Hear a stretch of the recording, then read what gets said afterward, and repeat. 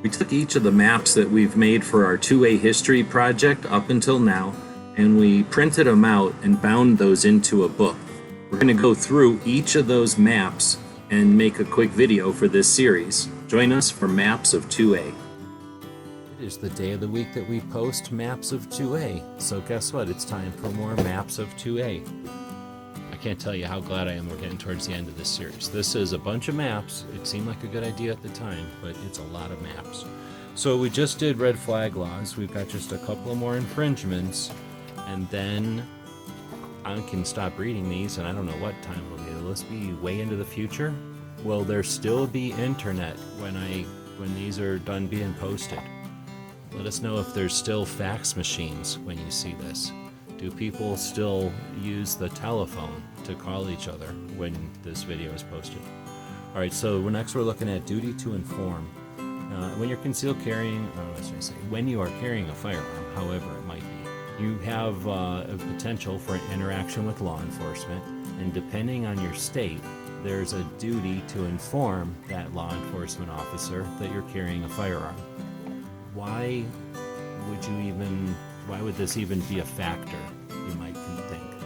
Imagine on the surface, someone who doesn't carry a firearm or hasn't thought about it would think, wouldn't you just always tell a police officer that you got a firearm?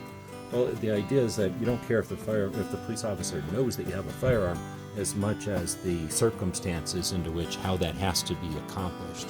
In other words, set and setting matter, and depending on how awkward you might be or the circumstances, and there's a million ways to describe a million circumstances, the suggestion that you have to inform an officer almost always immediately that you have a firearm can be awkward and potentially dangerous and unnecessary.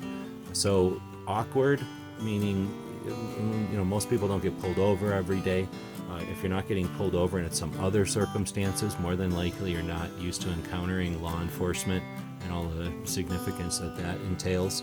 So often people get flustered or just get startled and aren't their normal selves. And that can create flags and things that the law enforcement person might interpret correctly based on, again, that heightened sense of awkwardness, for lack of a better word. Then you've got the dangerous part, of course. You can imagine all the horrible examples of times when a legally carrying person was misunderstood or there was a miscommunication, so you can leave that there, I hope. And then unnecessary, well, because it's unnecessary. I can tell you as an individual who's had interactions with law enforcement countless times for all kinds of things, unfortunately a couple of times for road things, getting pulled over. Nothing like getting arrested or anything, but just lots of conversations, questions, stop to see a game officer or something, and however many interactions with however many types of law enforcement at the local and federal level. Very rarely does having a firearm come up. More than likely because the circumstances where it happens is it's assumed or no one cares, but either way, it's assumed or no one cares. And because of that, it's just never brought up. The same as if you had a big knife or, any firearm, right? Any weapon.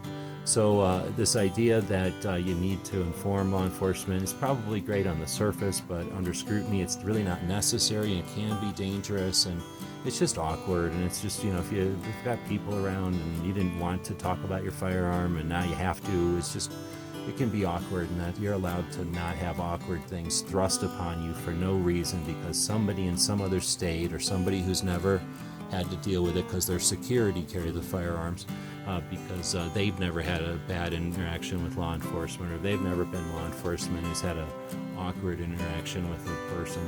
And think about the benign. You're an officer and the person has to inform you of the firearm, and now they feel a way about officers that has nothing to do with you or your actions. It has to do with the law and that person's ability to obey the law.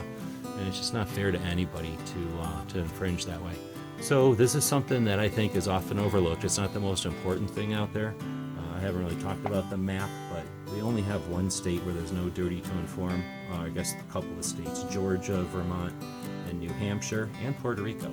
But most of the country, you have a duty to inform if asked, which makes a lot more sense than having a duty to inform. So basically a duty to inform usually gives you some arbitrary time, like really quick during the interaction, you've got to let that law enforcement officer know you got a gun. Even though you had no intention of even bringing it up or talking about it, you have to because of the law. In those states that are red, and you can see that some of the states got a lot of explaining to do, right? Like you wouldn't think those are the states that you'd see it in. The blue states are duty to inform if asked. All right, so that was an interesting one, perhaps. Most people don't think about it, but let us know in the comments. Is it worthless to think about? Is it something that we could easily get rid of the red states? Or is it something that's too much battle for us? We don't have the time or manpower. There's no need to attempt to work together for something as silly as that when we have important things to do. Or maybe there's another option. Let us know in the comments. If you know of a map that we could make that would help get Second Amendment information out there, would help visualize it, please let us know. That's our goal. This is the kind of stuff we do over at Minuteman University. We've attempted a couple of times to publish some stuff, and these maps will be in publications whenever we do make them. If you'd like to see this particular thing, I just threw it together to make this series of videos. But I keep saying every once in a while, if you would like to see it exist, then let me know. With enough Patreon support, we'll have time to do stuff like that. And then we'll put it on Amazon or make it available for download or something. But our goal is to get the information out there. It's all on the website, Minuteman University. It's already there. So go check it out. If you have any questions, let us know. Until next time, thanks for watching. So let us know what you think. We'll be watching the comments wherever you find the video, over on gunstreamer.com or on guntube.org. Thank you for supporting our projects. If you'd like to buy us a cup of coffee, check out our Patreon channel. The guys and gals of gunwebsites.com encourage you to take a CCW class every year, practice at least once a month, and carry every day. Thank you for watching gunwebsites.com.